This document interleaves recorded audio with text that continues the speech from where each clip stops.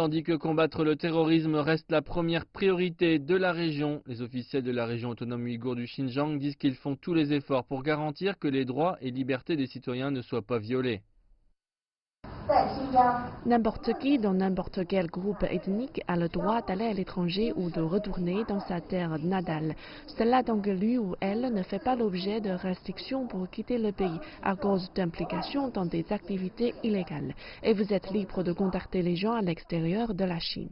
Selon les officiels, les efforts pour lutter contre le terrorisme et pour la déradicalisation au Xinjiang ne ciblent aucun groupe ethnique spécifique ni aucune religion.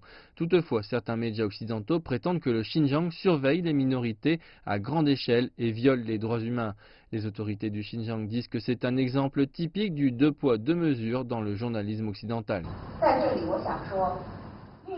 Utiliser la technologie moderne et les méthodes d'analyse des grandes données pour promouvoir la gouvernance sociale est commun dans le monde.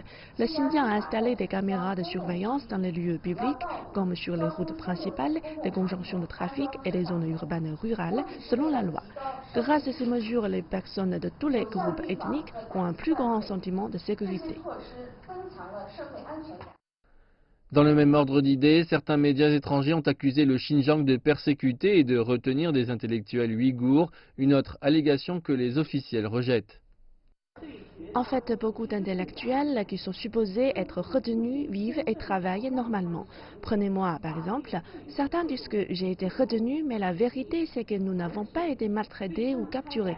Nous avons gardé nos libertés et nos droits et nous travaillons comme l'habitude.